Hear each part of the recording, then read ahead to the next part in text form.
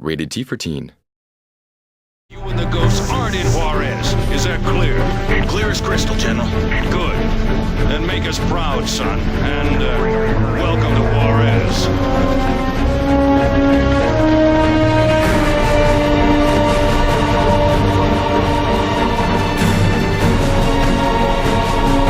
Hi, I'm Whitney Robinson.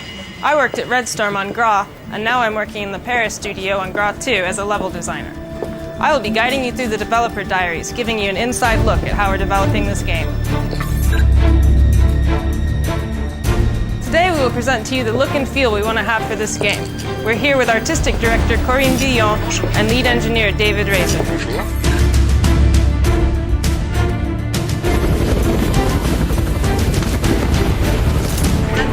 For the artistic direction on GRAW 2, we had two main objectives. First, we had to create a special ambiance so the players can really submerge themselves in the game. And secondly, we had to rework certain elements from GRAW 1 that needed to be improved upon. For GRAW 2, we developed a lot of new elements that we added to the game in order to enrich the storyline and bring in some new tech features. The game takes place on both sides of the American-Mexican border. The idea was for the player to protect the U.S. from any direct attack on U.S. soil. In order to build the drama around protecting this borderline at all costs, we have two main things. Through the use of filters, you can identify exactly which side of the border you're on, whether it's the U.S. or the Mexican side.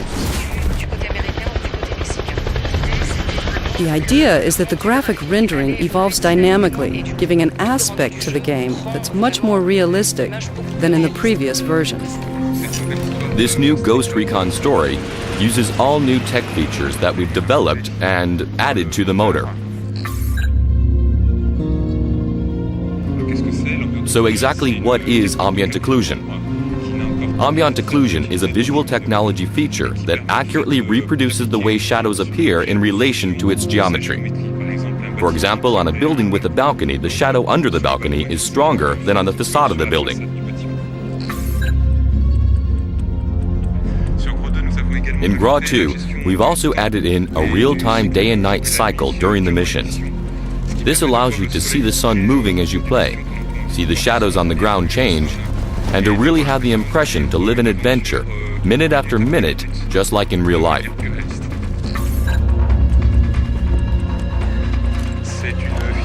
This feature simulates the way the light interacts with various elements. For example, if the sky is cloudy and we look up, we can see the sun's rays passing through the clouds. It's a lighting effect used in function with the transparency of an object, especially with very thin objects like leaves. So when you have an object that is essentially opaque, and if we place a light source behind it, you can see different details appear like the veins of the leaf or even the shadows of other objects that are behind it. The second artistic choice we made to emphasize the different situations on each side of the border is the level of destruction in the environments.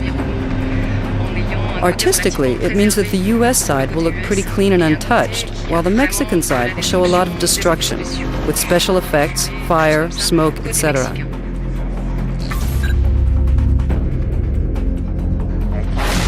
Take the example of two cars burning in a street and a helicopter landing between them. The columns of smoke will move away from the helicopter and disperse.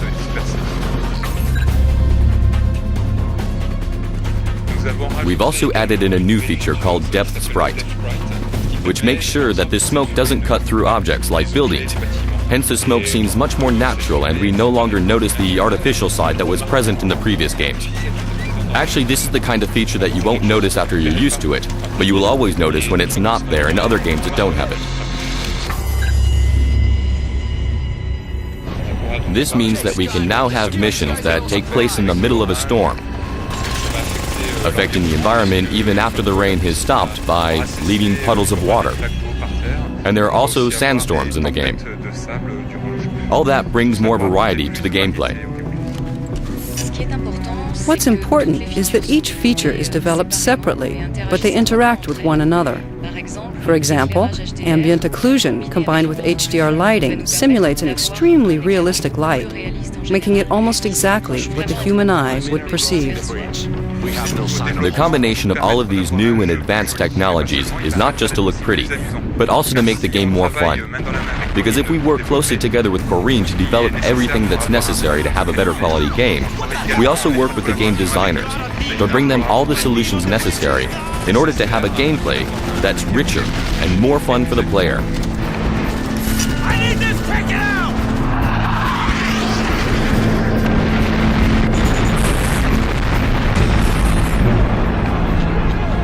That's the end of this dev diary. Next time we'll look at how we push the Soldier of the Future experience, detailing the new weapons, equipment, and the new Crosscom 2.0. Crosscom activated.